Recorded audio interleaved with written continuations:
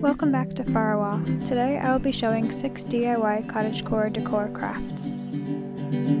What you doing in the grass? First one is this framed flower art. To dry flowers, I stick them between the pages of a book. There's a video we made featured above on how we dried flowers. At first I had tried with this glass frame I got from Marshall's, but the flowers wouldn't fit. If you do find one that fits, I think they would be really pretty, but instead I switched mine out for a more traditional solid back frame. I cut out a page from an old book to fit in the frame, then I got a flower I had dried and pressed. I arranged the flower how I wanted on the glass, then I placed the book page on and finally a bit of folded paper so the flower wouldn't slide around since the space was a bit big. I closed the frame and there you have it. What you doing in the kitchen? Are you making stuff with orange? Next up is this book page flower art, which is pretty similar to the first one. Like before, cut out an old page of a book. Then glue or tape a flower on, and that's all it is. Conversating with honeybees.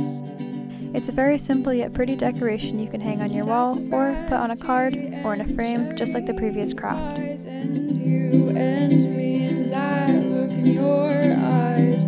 Through these trees we'll fall asleep on picnic blankets set in green grass. Here is the flower jar. I have a lot of dried flowers that I love but don't know what to do with, so I put them in a glass jar.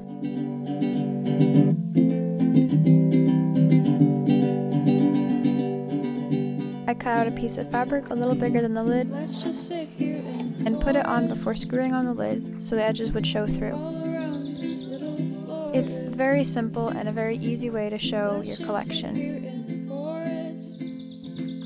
I also really like how the glass lets the light through and you can see the flowers from all angles. Similar to what I did with the fabric in the previous DIY, here is another way to change a lid to the style you want. Take a piece of fabric and cut it into a square a little bigger than the lid. Then, when the lid is on the container, place it on top, secure with a rubber band or string so it looks like a jam jar.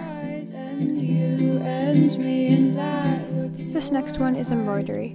Unfortunately, I lost the footage of how I started it out, but you'll need some embroidery thread, an embroidery needle, scissors, an embroidery hoop, and your fabric.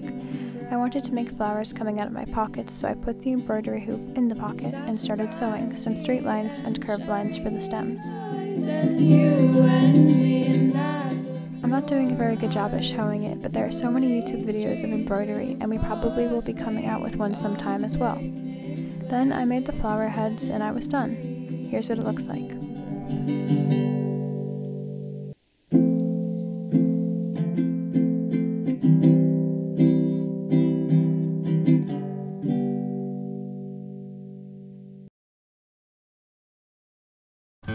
Lastly, we're making a citrus garland.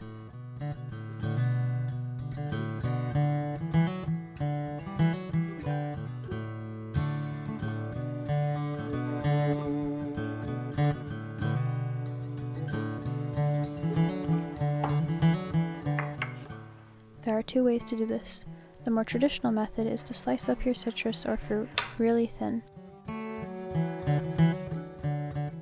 then dip it in lemon water.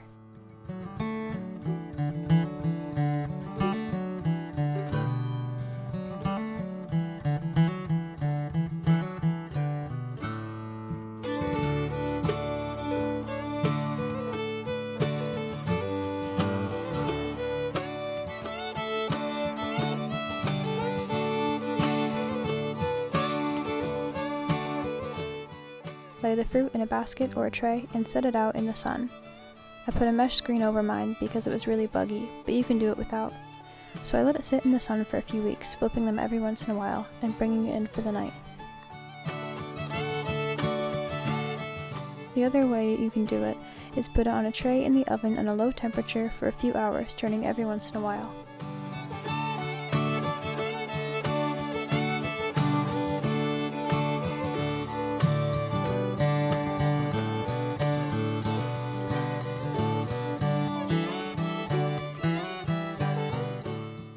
After all the fruit was dried, I took an embroidery needle and stuck holes through the fruit and tied string through it, making a garland.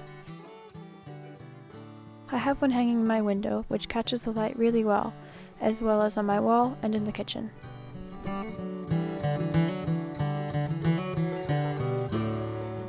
We really hope you enjoyed this video and got inspired. Let us know what crafts you tried in the comments.